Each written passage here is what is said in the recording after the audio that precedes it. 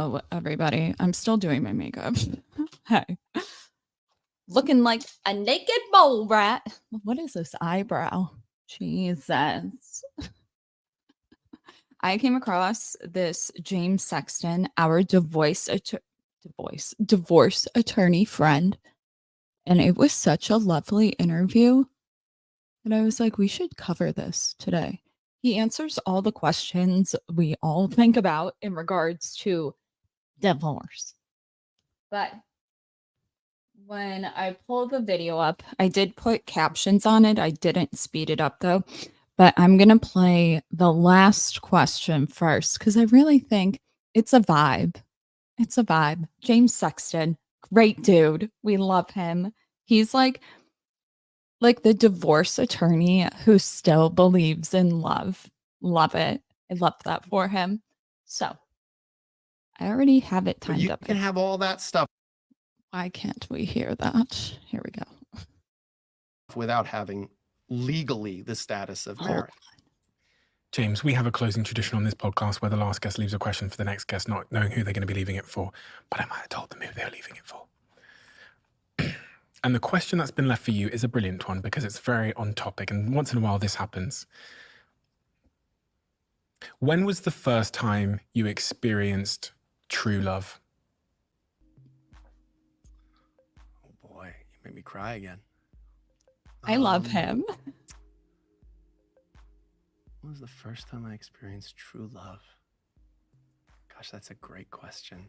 And just the fact that just the experience of being asked that question is running my mind through the most lovely slideshow of so many times I felt loved and felt deep love. So, boy, what a lovely thing to ask every morning if I could. Like, that's a lovely question because just the fact that there's a competition going on in my brain right now is the greatest thing in the world because all the stuff that's running through my head, and it's so diverse. There's me kissing an amazing woman for the first time and feeling that. There's my sons, each of my sons kissing me or hugging me. There's Kaba and Buster, and Pickles, and Lady, and Maggie, every dog I ever had. And there's an image I can imagine of it. There's the first thing that popped into my head, which is gonna sound crazy, but maybe it's the stage in life that I'm in. When I was a little boy, my father was not a particularly effusively loving guy. He was a Vietnam veteran. He was a bad alcoholic. He's been sober now for 8 years. I'm very proud of him. And he's in his 80s now. But growing up, he was very unemotional to me. And I remember I had this best friend, Tommy, and we had pizza one night at my parents' house. And, pizza's cut into like 8 slices. And Tommy and I were like, growing boys. We wanted to eat, like crazy. We ate really fast. We each ate our 3 slices, and my dad would have had 2 left, for him. And we ate so fast that our 6 slices were gone and there was just 2 left. And I know my dad was like super hungry, but he was like, if you guys want, you can have them. And I remember, we just ate them like you would, obliviously, like a kid. And a couple of weeks later, I was at my friend's house, same friend, and they ordered pizza. And there was like, same thing, 8 slices. And his dad ate like 4 slices. And I remember thinking, my dad would never do that. And I remember I felt very loved. Because I remember thinking, like, this is a guy who'd never said he loved me, like ever. It just wasn't in his vocabulary. It wasn't who he was. But I just remember thinking like, oh, he loves me. Like it satisfied him more to see me eating that extra piece of pizza than what eating that piece of pizza would have given to him. And I remember thinking like, oh, he loves me. So I would say to me, that was a very pure and true kind of love. And when I had my sons, I remember thinking, oh, I get that. Like they can have the whole pizza. So to me, that's, that's true love, is when it's not even sacrificing to give, that the joy of the other person just gives you so much joy and fills you so much that it's just the greatest thing. I'm not crying. Oh, James, thank you. Thank you for all the work you do. You've given me so interesting. I went into this conversation thinking I'd learn about divorce and relationships, but I leave this conversation with a profound appreciation for love. Good. That's great. In a way that I don't think I've ever had before. And I also, with that profound appreciation, I think causes you to want to take a certain set of actions. I hope so. I think about what you said about the impermanence of love. You've made me want to cuddle Pablo, because I know that I don't have many years left with him, but also there's many people in my life that maybe I do have many years with. I don't know how many years I have with them. You don't. And I have to tell you, I think... I'm going to pause it and then we'll start it from the beginning. But something that I've noticed about the guy who runs this podcast, I've watched probably every single episode he's had as soon as it comes out. Not even like I chose to click on it. It's always the video that comes on right after whatever I'm watching, which is random every time. But it seems like he's searching for answers. I think he's a year older than me. I think he's 30, maybe 31.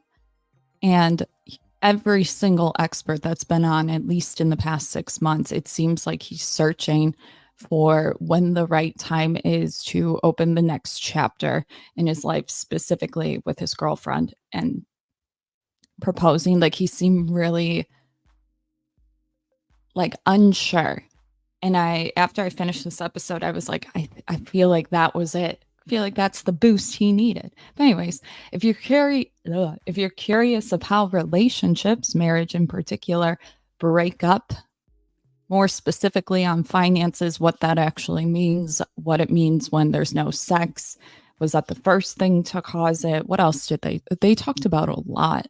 They talked about how one of it, he's only had one client where the man tried to delete her, and she survived.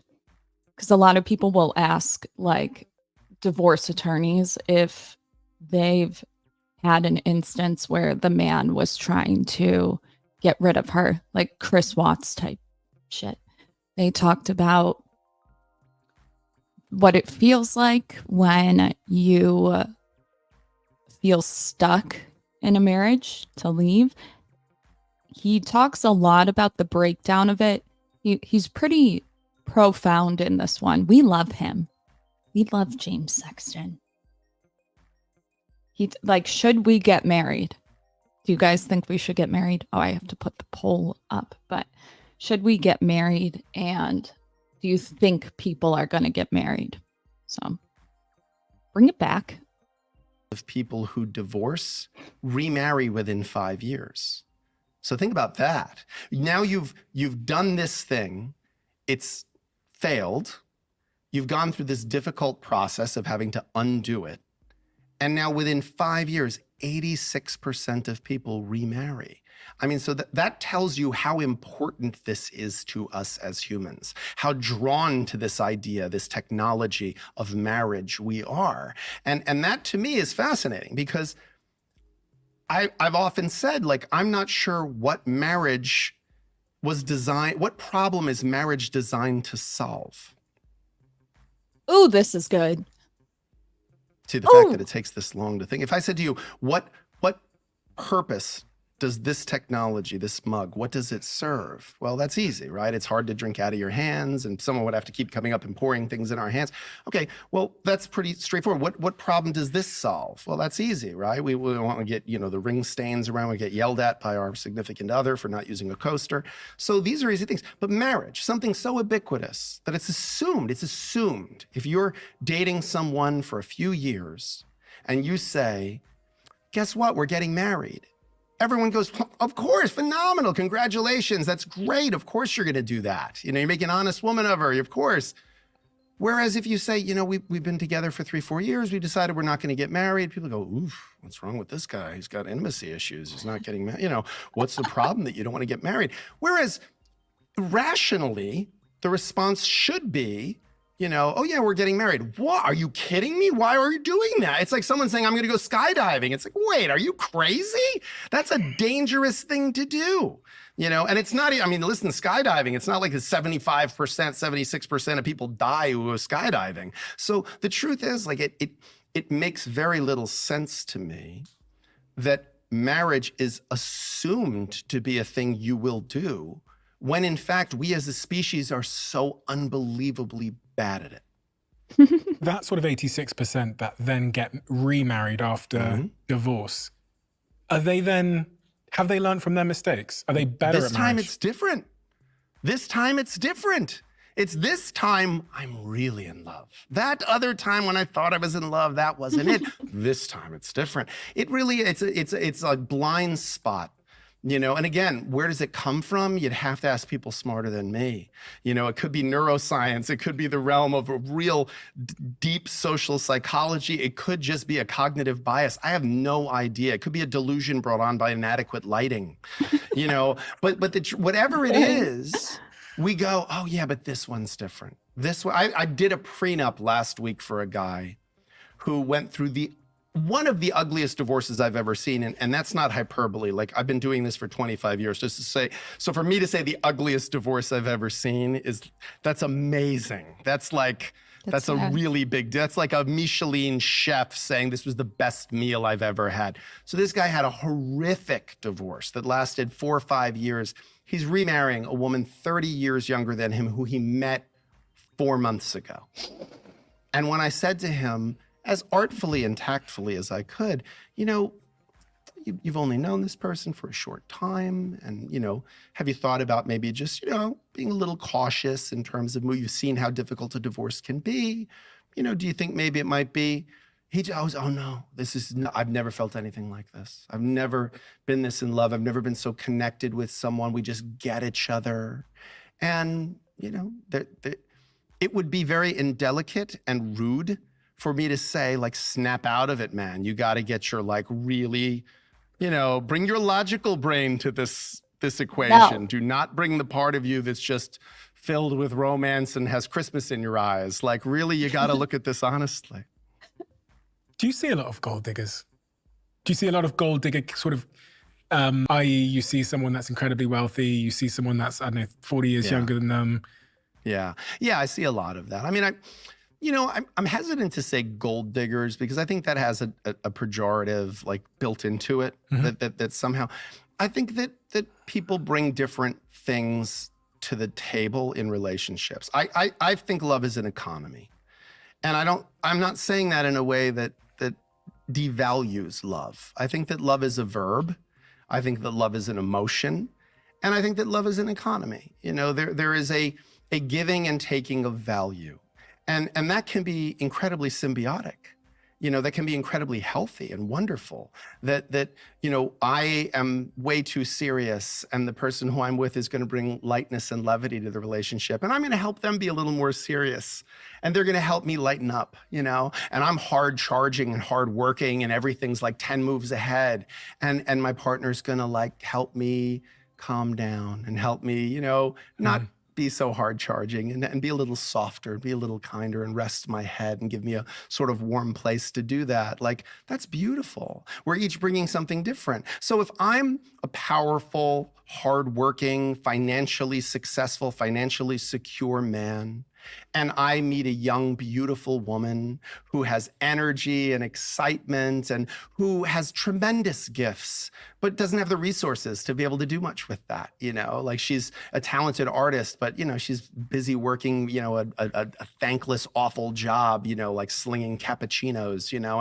And she's not able to, in this prime of her life, focus on this thing she's so talented at. And I can say to her, hey, listen, why don't you focus on that? And I have resources, an abundance of them, and I'm happy to share them with you and feel like I'm part of your success. And you, in turn, are part of my success because you give me this wonderful respite from the chaos of my work. And like, I don't think that that's a dishonest economy. I don't think that, so like to say a gold digger sort of implies like, oh, she's in it for the money. And it's like, okay, well, I'm in it for the beauty. So does that mean I'm a horrible, shallow person, or is beauty beautiful? Is beauty something you want to be around? And if we're honest about the interaction, how is that predatory? How is that unfair to either of us? If we're honest about it, like what's harder for me to deal with is when I have a client who is, 150 pounds overweight, 5'7", and there is just nothing about him that aesthetically or even personality-wise, a woman would go, oh, that's my guy. But he's a billionaire, and he's got a young, gorgeous woman who's allegedly madly in love with him. And he really believes that it's his personality and has nothing to do with the fact that he's a billionaire or that is a very small consideration. That feels to me like the worst kind of delusion, whereas you could very honestly say, like, yeah, we each bring different things to the table. We each bring different things to each other's lives. And then, so it is a quote unquote gold digger.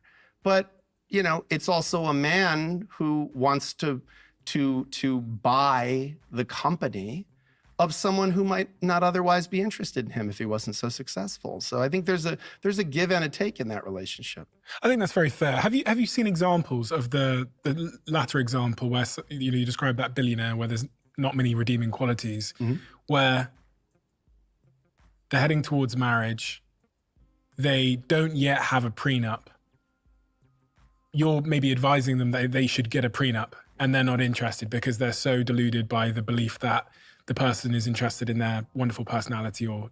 Yeah, so the prenup conversation is a really interesting one because I do a lot of prenups. Let's just define what a prenup is. Sure. I want a $10,000 bonus for staying thin the entire relationship.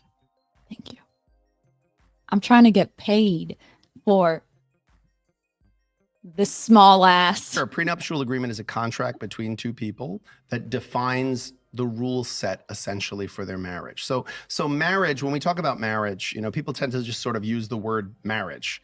And they're actually talking about a number of different things. Like in some contexts, marriage is a spiritual commitment, right? It's a religious commitment. It's tied to, in Catholicism, it's a sacrament. In Judaism, it's a covenant with God. In Islam, it has its own status. So marriage exists as a religious concept. Socially, we have a definition of marriage, right? Like I am married to this person. We have married our destinies to each other. We have agreed that we are each other's person. And then marriage has a specific legal definition.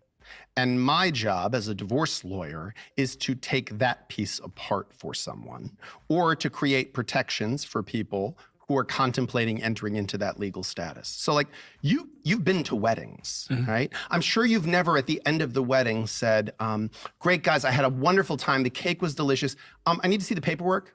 Can I see the license now? I just want to make sure everything was done properly and that there were witnesses. You've never said that. You've never said to your parents, can I see your marriage license? I'd like to make sure everything's in order here. That's not how it works. We don't do that. So you could go have a wedding and tell people that you're married and never actually legally marry. You could just tell people that you're married. You don't check people's paperwork. Like you can just wear a ring if you want to. And similarly, if you don't wear a ring, it doesn't mean you're not legally married. Like you could be legally married and still take your ring off and you're still legally married. If it was just as easy as taking the ring off, I'd be out of a job. So marriage is a legal status. That's one of the meanings of marriage. And a prenuptial agreement, the way I would describe it, is two people deciding that they, having picked each other out of 8 billion people to choose from in the world, are in a better position to make the rules that will govern the economics of their relationship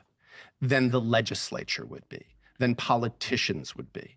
And anyone who's ever been to the Department of Motor Vehicles or who's ever been to, any government agency, very rarely would you interact with a government agency and go, we should definitely put these people in charge of our family life. Like they're going to do a great job. They're really crushing it, you know? Like that's not something people, yet most people who are married have almost no idea what legal rights and obligations were conferred on them by getting married. They just have no idea. It's the most legally significant thing they're going to do in their life other than die. And they have no idea what their rights and obligations are. And those rights and obligations can change. So like politics and the legislature and the way that rules that govern the spousal support rights, child support rights, the division of property, those are subject to change by government change. So for example, in the United States, alimony, spousal support, maintenance, whatever we want to call it, which is a payment a person makes to their spouse when there's been an economic disparity in the marriage and now they're getting divorced. That used to be tax deductible. It used to have no formula. It was at the discretion of a judge. Then in 2016, Trump came into office and he said, yeah, I'm not letting it be tax deductible anymore. So completely changed. Now, you're already married at this point. And now the rules about what governs your marriage have changed. So there aren't a lot of contracts in the world that people could enter into that the terms could wildly change due to circumstances beyond your control, and you're still in that same contract. So prenuptial agreements are designed for two people who at that moment have an abundance of affection for each other. If they didn't, then there's no reason that they should be getting married, that they make up a rule set that's going to govern their relationship. And that typically, as we see it in movies and such, and we hear about it in culture, is really deciding who gets what when they break up, right? Correct. Now, it's hard to say in advance who gets what when we break up sometime in the future, because we don't know what we're going to have in 10 years, in 20 years. So what do? You create structures. Like you create, I refer to the simplest prenup as a yours, mine, and ours, which is if it's in my name, whether it's an asset or a liability, it's mine, free from any claim by you, free from any obligation to you.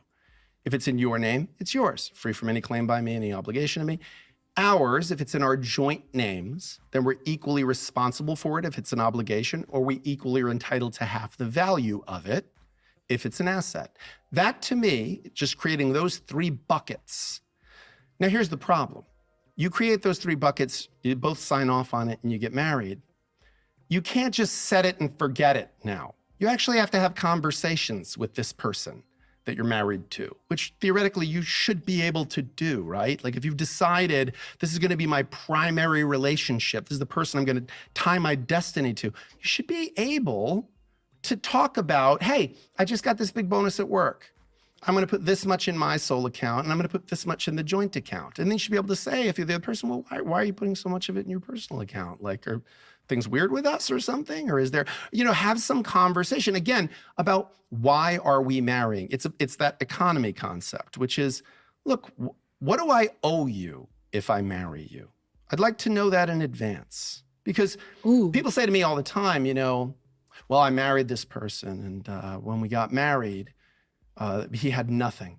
He had nothing, and he built his business while he was married to me. And I was very, there for him while he was building it. So therefore, I believe I'm entitled to half the value of that business. Now, that's a logical argument. I don't know that I agree with it, but it's logical. But keep going with that logic, right? So if that was true, and I built this business, and my wife, who was married to me while I was building that business, she helped make that. Okay, well, her mother and father helped make who she is. So I owe them something, right? Because if they hadn't done what they did, I wouldn't have her. And if I didn't have her, I wouldn't have my business. So how much do I owe them? And now that I think about it, her grandmother definitely influenced who her mother was, which influenced who she was, which influenced what she did for me. So can you let me know in advance, how far down the chain do I owe people and how much do I owe them? They can't all get half. So did they get half of the half of the half? Or do I and if this is the logic that we're going to follow, then I would like to know in advance what that is, because there are no other transactions where if you went in to purchase a car and you said, how much is this car? And they said, money. And you said, well, how much? It's a good amount. Okay, again, we just keep talking in abstractions. I'd like to know, what does this add up to? How much is it? You know, and even if you can't make it a dollar number, it's X percent of last year's earnings, or like give me a formula, something to tie it to, and at least have that conversation, because then you can decide, am I going to sign up for this thing or not? You must meet a lot of people who are in a relationship where one of the people doesn't want to have a prenup. Yes. Because when I think about having a prenup, I'm with a woman at the moment. We've been together for 5 years. Frankly, if I said to her, I want to get a prenup, she would be all for it. That's the type of person she is. She would be all for it. Then. Doesn't care. She'd be all for Excellent. it. Excellent. You've done well. But I can imagine in other relationships, I'd be nervous to even say the words, because immediately you're thinking about how you're getting out before you get in. If I heard my boyfriend say that, look how creepy he looks. If I heard my boyfriend say that, like, oh, she would be fine with it, blah, blah, blah, but then somebody else wouldn't, like, what do you, and I'm thinking to myself, listen, for somebody he respects more, he would be you know what I'm saying? It doesn't come off well. Cut it out.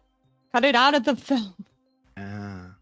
Well, and you know, there's a lot to that. There's a lot to unpack there. So the first thing I would say is all marriages end. They end in death or they end in divorce, but they all end, right? And so if you said, I'm going to get life insurance, it would be foolish for someone who's with you to say, wait, are you planning on dying soon? No, but in the event that I do, I'd like to make sure that things are taken care of in a certain way. And in the event that I do, there's going to be enough things to be upset and sad about for the people around me. So I'd like them to have one less thing, you know, and I also know that there's a possibility. I hope I won't, but there's a possibility that I'm going to die in an hour. So I'd really hope it doesn't happen, but I can't say it's definitely not going to happen. So divorce, you know, when we look at statistics like that, it's okay to say, hey, look, you know what? I hope this never happens. But if it did, what do we owe each other? You know, what would you need? Like, it's not just a conversation about what do I want to keep? What am I entitled to keep? It's also, well, what would you need? Have you seen it break down a marriage because someone mentioned a prenup? Have you seen it? Yeah, I've seen marriages that were scheduled to happen not happen because the prenup discussion happened. But more often than not, I've seen the threat of not marrying someone because they want you to sign a prenup cause a person to fold in their request for a prenup, which to me is a really bad start for a marriage. So I've had a lot of clients who come in, say, look, create your boundaries and stick with them. I find that if somebody really pushed you on that to the point where you fold and you don't do it, that would be the biggest indicator not to get married to that person. Because when you think about it, would you rather the government set you up, or would you rather we do it so we can expedite the process? I guess like people are uncomfortable to ask for what they want. Like, we can have a clause. If I gain 10 pounds, take $10,000 off alimony. Simple. But if I stay the weight, I want a bonus. I want 20 grand. I'm just thinking, like, I'm obviously kidding. Okay, my body's never going to be bad. But if it did, Ozempic, baby. Okay. I want to have a prenup. I have a lot of confidence in this marriage. I really love this person, but I would like to, you know, have a prenup in place. And I draft a prenup for them, and it has reasonable terms. And they give it to their fiance, and their fiance says, also, in this episode, he talks about his finance guys and how they are able to, like, since the time they got married, they moved the money, or since before they got married, they moved their money so off the grid, not like in another country, but so far away that it would be hard for the courts to get it. So that's going to be in here. Then they also talk about how the courts get the money and what they have access to. It's not pretty, okay? It is impossible. I'll just give you like a foreshadow. It is impossible to get away from something or move something without there being like a paper trail, because they have access to the paper trail. Like, that's crazy to me. All of it. And they can subpoena it, which blows my mind. yeah, I'm not signing that. It's not happening. And instead of He saying, should. okay, like then you're choosing for us to not marry, you know, that's okay. But like, I love you and I'd love to marry you, but this is something that I need in order to feel comfortable with that. They just go, okay, yeah, never mind. And they walk away from it. And because they're intimidated. And I think that's an awful way to start a marriage. Like, I think that's much worse than having a discussion about difficult things. Like, I don't think you would think it's irresponsible. You've been with a woman for 5 years to say to her, let's say a year ago, or let's say 4 years ago, to say to her, you know, we're going to get in a fight sometime. That's going to happen. Like, we're going to disagree about something. It'll probably be my fault. I'll probably say something stupid. I do that sometimes. So when we get in a fight someday, which again, I hope we don't, I'll do everything I can to not ever get in an argument with you. But at some point, something's going to happen. You're going to say something, it's going to hurt my feelings. I'm going to take it the wrong way. I'll say something, you'll take it the wrong way. Or maybe I'm just an idiot. Sometimes I'll be in a bad mood and I'll say something, or I'll have had too many drinks and I'll say something to you and upset you. When that happens, how do you like to fight? Like, what's best? Do you need a minute? Like, do you need a minute to calm down? I love him. Do you need to like sleep on it? Or do you need... I need you to get out of the fucking house for 3 nights. Go to a fucking hotel. Don't fucking talk to me. And every time you talk to me after that, I swear to God, if you start to say some passive aggressive shit, I'm hanging up. Okay? Actually, you know what? I'll leave. You can stay.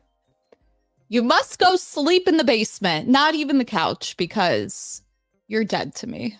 I'm just kidding. To like, we got to fix I'm this right psycho. now. I can't go to bed angry. Like, I won't be able to sleep. I won't be able to function. Like, do we have to address it right then and there? Because you know the best time to talk yes. about how we're Passive aggressive. No, I'm fully aggressive. See, that's the energy I like. Okay, I'm tired of this. You think that it like shut the fuck up. You're already in the hole. You're already in the hole. We should have wait, what do you call that cell in jail? The room? Yeah. Go. This is why I can't have kids. gonna argue when we're not arguing. You know the worst time to learn how to fight? In the middle of a fight. That's the worst time to learn how to fight. So I like a prenup. I think a prenup can be a very romantic thing because it's basically saying, look, I love you. And I've never hit a man ever. I think it's disgusting. I think it's not classy ever. But like, if you're sitting at the kitchen table and you say some snarky remark to me and somehow the French bread slaps your bald ass head, it wasn't me. Okay, it was an accident. I tripped. It was one time. You love me. We want this thing to work or else we wouldn't be signing up for it. But in the event it breaks down, you have a right to know what you're entitled to. I have a right to know what I'm entitled to. We both have an interest in making sure that we both have the things we need so that neither of us feels like we're crawling out of this relationship instead of walking out of it. Like, if I lose you, I'm going to have a lot more to be sad about than my stuff. But boy, let me tell you, not knowing where I'm going to live or how I'm going to pay my bills, that's going to add a layer of pain and complexity to what is undoubtedly going to be a really hard situation. So let's take that off of each other. Let's know that, because I don't ever want the person who lays their head on the pillow next to me to be there because they don't want to get divorced. I would rather that it be that they like having me there next to them, that their life is better because I'm there, that they feel like I bring value to their life and they bring value to mine. Not, well, I don't want to go through all that. In that case of that person you referenced there, where they came to you for a prenup, their partner gave them an ultimatum and said, listen, no, I'm not signing that.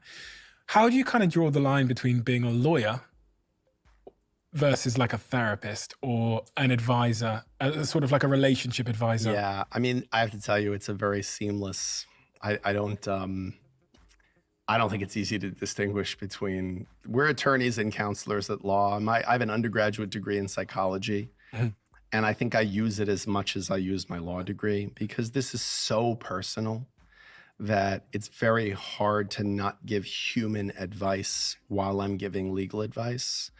and I'm dealing in the clay of human emotion and human connection and human frailty and human emotional complexity. I thought prenups were illegal.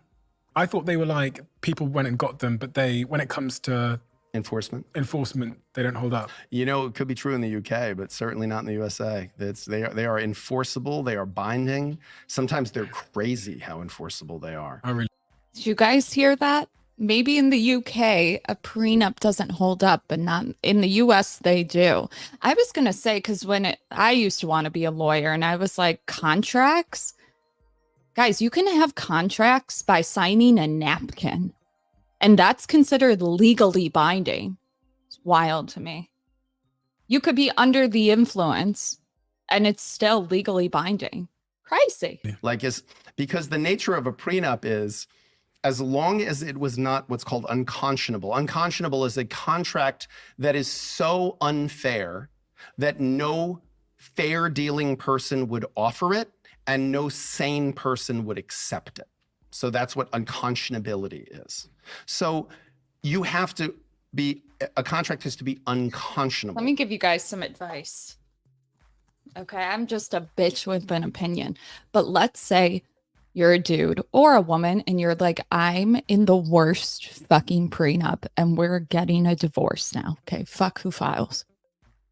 I want you to go to your nearest GP. Or actually, when you sign a prenup, I want you to go to your nearest GP, your general practitioner, get on some antidepressants, something. So then, in case it's bad and you're like, how the fuck do I get out of this? Go pull that doctor's note. Follow me for more tips. For it to be set aside, okay? Now, or sign that prenup that, like I said, for both men and women, if this is the worst prenup ever, just sign it in invisible ink. Okay, they're gonna know. I have seen some prenups that were in their interpretation unconscionable, meaning, at the time they entered into it, he had nothing and she had nothing. And now they're getting divorced. And under the terms of this, he's going to walk out with $100 million and she's going to walk out with almost nothing. But as long as it was not unconscionable at the time it was made, if it's unconscionable in its performance, it's still binding. I don't get it. So I have seen the outcome of prenups sometimes be shockingly unfair, but you have a right to contract as long as it wasn't fraud, as long as it wasn't duress or undue influence, or if someone was under the influence of drugs or alcohol. We are doing under duress, okay, men? All right, what are we doing? If you can get her to sign something, but it's not a good one. I don't know. And they signed off on it. It's a binding contract because we believe in human autonomy and agency and the right to make decisions about your life and your future. So is that example real? And is that the most shocking one you've seen? No, the most shocking prenup I've ever seen, which was enforceable, had a provision that said that for every 10 pounds the wife gained in the marriage, she would lose $10,000 a month in alimony. 10 pounds of weight. Yes. So it was a very wealthy man who was marrying a very attractive woman, but he was very concerned that she was going to become less attractive. And you guys call us gold diggers? And he was going to become more wealthy. So his solution to this was in the prenuptial agreement. He wanted a clause that said she would get, if they divorced, she was going to get like $70,000 a month for alimony. Wait. Okay. She knew what she was signing. Okay, she knew. Ozempic. You're telling me she can gain 50 pounds and still get 20K a month? Where do I sign? But for every 10 pounds she gained from the date of marriage, she would forfeit $10,000 a month worth of alimony. And it was designed to sort of create an incentive that she would remain thin. And that was enforceable. Meaning they tried to challenge and set aside that provision. And the court said, this is a disgusting provision. I don't know why you married this person, but it's enforceable. It's a contract. The two of you signed it, and you had a right to sign it, and you agreed to these rules, and they may be ridiculous rules, but you agreed to them, and you have a right to do that. Do you think that was love? Again, I think it's a kind of love. I think it's a form of love.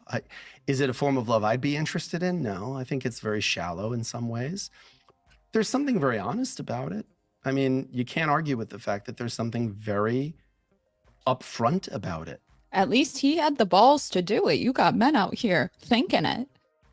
I think she was fine with it. She signed it. You didn't have to sign it. He was making very clear and putting in writing, here's the value you bring to this relationship. You know, I consider your physical appearance. No, you know what I would do since I'm called future ex-wife, okay? There's a reason for that. Because I'm a cunt. What I would do, like, I want a divorce from this person, but I'm trying to get paid. I'm a file and then take Ozempic. We're not going to have a court date for a month. That'll be enough time. It's vitally important to this relationship. And by the way, don't skip the other side of that equation. Yeah. She was going to get $70,000 a month. That's a very impressive number. So, you know, I think she also understood there was a value to be attached. He was a little delusional, like, because hold on, he gave her $70,000 a month for every 10 pounds she gave. I feel like this should be a math class. For every 10 pounds she gained minus $10,000. Okay. So $10,000 X, right? Divide that, bring it to the other side. So X equals, so she can gain 70 pounds and that would keep her from getting alimony. Why would you pick that number? Because like you're either going to gain 20 pounds or 100. No, I don't know. I really don't know weight because I'm perfect. I'm just kidding. But like, that's a lot of weight. No? Like, let's assume it's a millionaire. Because he is, right? You're going to marry somebody that's probably like 115 to 130 pounds. Okay, so 70 would be 200 pounds. Like, that's a, like, I don't think that's unfair. Because you could still gain 30. That is a reasonable offer. To him as well. You know, and is it something I would be interested in on either side of that equation? No. But do I have a right to say to someone that's not love?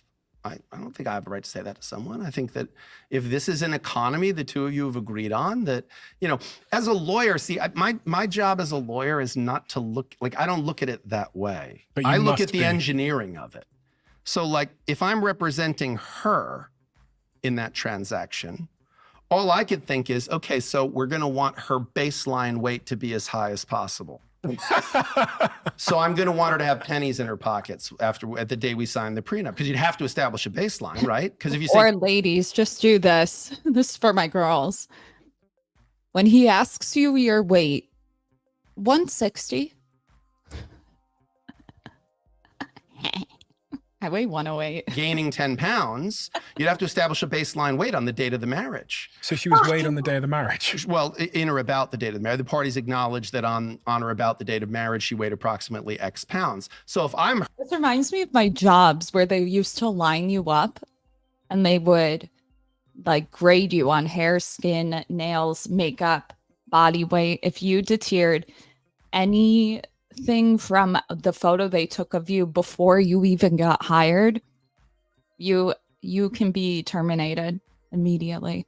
But what they would do for the girls that would gain weight, like got fat and shit, they would give them 30 days to lose the weight.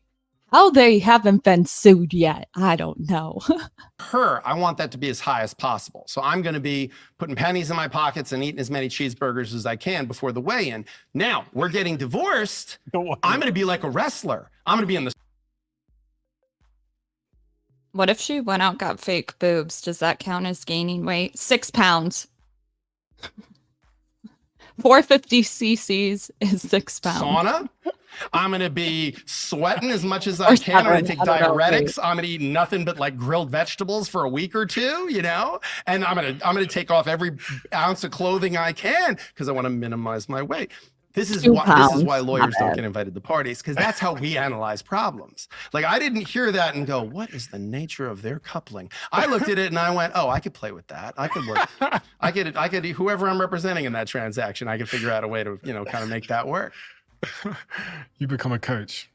Kind of is. I mean, it turns into an engineering question as opposed to a human question.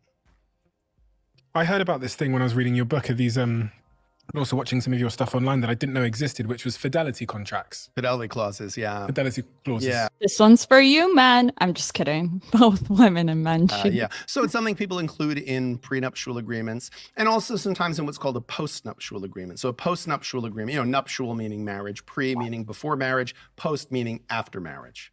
So if you didn't get a prenup, but your marriage, for whatever reason, becomes fragile. Maybe someone learns of an affair, or maybe you're starting to have difficulties with each other, but you don't want a divorce.